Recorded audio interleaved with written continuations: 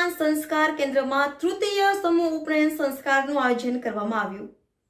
આજરોજ વિજય શ્રી હનુમાન સંસ્કાર કેન્દ્રમાં કાવરા ફાઉન્ડેશન દ્વારા સંચાલિત શ્રી સ્વામી ગોવિંદ દેવગિરી વેદ સંસ્કૃત મહાવિદ્યાલય વાઘોડિયા ખાતે તૃતીય સમૂહ ઉપનયન સંસ્કારનું આયોજન કરવામાં આવ્યું હતું, જેમાં 12 બટુકોને વૈદિક પરંપરા અનુસાર ઉપનયન સંસ્કાર આપવામાં આવ્યા। આ કાર્યક્રમમાં મુખ્ય અતિથિ અને આશીર્વાદ વચન આપવા માટે બ્રહ્મર્ષિ સંસ્કૃત મહાવિદ્યાલય નડિયાદના પ્રધાનાચાર્ય ડોક્ટર અમૃતલાલ ભોગયતા ગુરુજી અને સુપ્રસિદ્ધ ભાગવત કથાકાર જિગ્નેશ દાદા ઉપસ્થિત રહ્યા હતા। સંસ્થા વતી બંને મહાનુભાવોનું સ્વાગત સત્કાર શ્રી સ્વામી ગોવિંદ દેવગિરી વેદ સંસ્કૃત મહાવિદ્યાલયના પ્રધાનાચાર્ય બાલકૃષ્ણ દવેએ કર્યું હતું। ઉપરોક્ત સંસ્થામાં વેદો અને સંસ્કૃતનો અધ્યયન કાર્ય અવિરતપણે ચાલી રહ્યું છે। રિપોર્ટર હરેશ મિસ્ત્રી, વાયએનએન ન્યૂઝ, વાઘોડિયા। સર્વપ્રથમ ભગવાન ઠાકોરજીને પ્રણામ, પરમ ચેતનાઓને પ્રણામ સાથે આજે હનુમાન સંસ્કાર ધામમાંથી આ વિદ્યાપીઠ ધામમાં ભગવાનની દિવ્ય કૃપાથી આજે જ્યારે સંસ્કાર સાથે બટુકો દ્વિજ બની રહ્યા છે અને અમારે કુલદીપભાઈ અને મારા ગુરુવર્ય એવા ડૉક્ટર અમૃતલાલજી આજે અહીંયા ઉપસ્થિત છે અને એમની નિશ્રામાં બટુકો જ્યારે શિક્ષિત અને સાથે દીક્ષિત થઈ રહ્યા છે।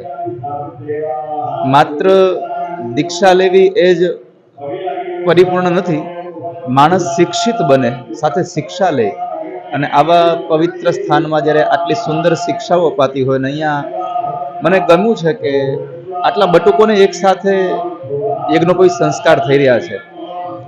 સમાજમાં લોકોને હર્ષ ઉલ્લાસ હોય કે દીકરાઓના પ્રસંગો ઘરે કરવા, પણ જ્યારે આવા સમૂહના કાર્યો થતા હોય ત્યારે મારી અત્યંત પ્રસન્નતા એ હોય છે કે ખોટા ખર્ચ બહુ બધા બચતા હોય છે અને એ પોતાની બચેલી રાશિ અને પોતાના જીવન વિકાસમાં સારી રીતે કામ કરી શકે, બાળકોને ભણાવી શકાય। તો આજના આ પવિત્ર દિવસે ભગવાનને પ્રાર્થના કરીએ કે આ વિદ્યાપીઠ દ્વારા થતું આ દિવ્ય કર્મ આમને આમ ઉત્તરોત્તર ચાલ્યા કરે અને હજી પણ આ સુંદર એવા પ્રયાસની સુવાસ આખા સમાજમાં ફેલાય અને ઠેર ઠેર આવા સમૂહ યજ્ઞોપવિતનો કાર્યક્રમ યોજાય, ખોટા ખર્ચાઓથી સમાજ બચી શકે અને એ પૈસાઓ દ્વારા આપણા સમાજની ઉન્નતિ થાય એવી આજના દિવસે બધાને પ્રેરણા છે મારી। આજનો જમાનો ટેકનોલોજી અને મોબાઈલનો છે, તો સંસ્કાર આ સંસ્કાર કેવી રીતે જરૂરી છે? યુગ ભલે ટેકનોલોજીનો છે, એવું તો નહીં કહી શકાય કે ટેકનોલોજી ખોટી છે, એનો ઉપયોગ ખોટો થઈ રહ્યો છે। મોબાઈલનો ઉપયોગ જો સદરીતે કરવામાં આવે તો બહુ બધું મોબાઈલમાં પડ્યું છે।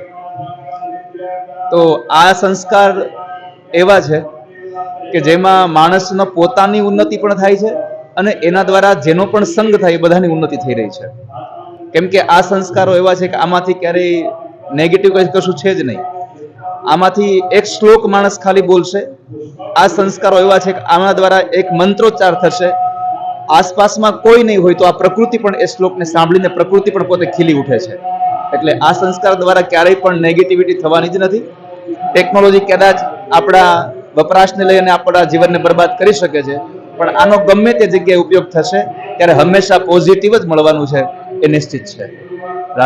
Subscribe now and press the bell icon.